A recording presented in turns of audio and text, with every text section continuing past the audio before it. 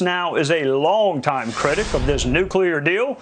Senator Armed Services Committee member and former U.S. Army captain, Senator Tom Cotton from the great state of Arkansas. Senator, what is going on with this renewed attempt to revive this old Iranian nuclear deal? Well, Trey, you tied the dots together there pretty well. The failed Iran nuclear deal is closely related to Russia's war on Ukraine. As you said, for the last year, Joe Biden has been essentially relying on Vladimir Putin to be his lawyer at these negotiations, trying to deliver through Vladimir Putin a new nuclear agreement with Iran, which would be much worse than even the terrible deal Barack Obama got in 2015.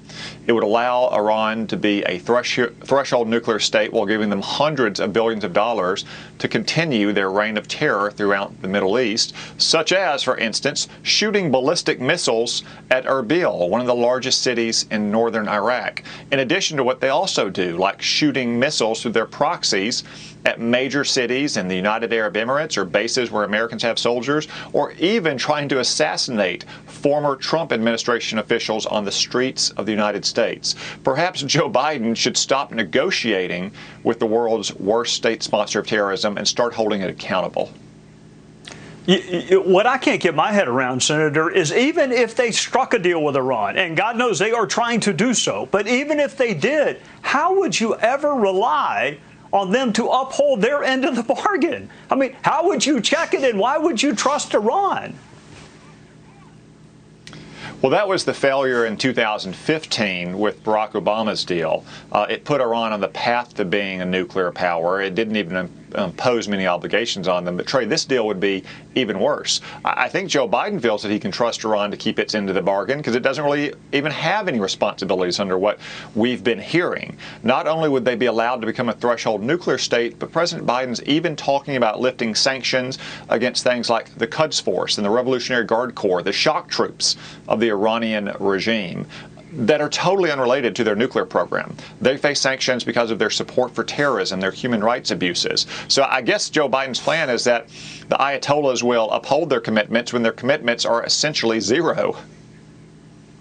All right, Senator, you served in uniform, and thank you for your service. There's reporting that the Pentagon wanted to train Ukrainian fighters late last year, and the State Department said no. Are you familiar with that reporting, and why in the world would the State Department counter the Pentagon when Putin is massing at the border?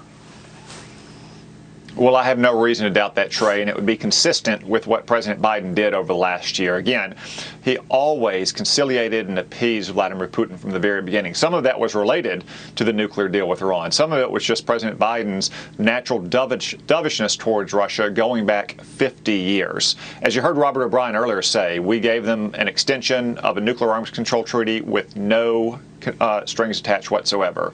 We let them continue building that gas pipeline, Nord Stream 2, underneath the Baltic Sea. We rewarded the last buildup on Ukraine's border with a fancy summit in Europe. And at the same time, we were denying Ukraine what it needed to prepare to defend itself from this invasion, like anti-aircraft missiles, which President Biden thought would be too provocative, or apparently providing more American trainers in December to help train the Ukrainian army on those missiles and on other tactics. Again, the logic behind those decisions is President Biden thought it would provoke Russia to invade Ukraine. How foolish does it look in retrospect?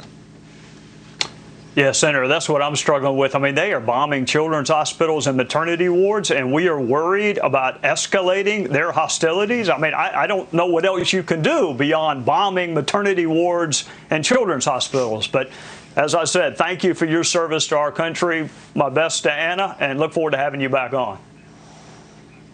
Thank you, Trey.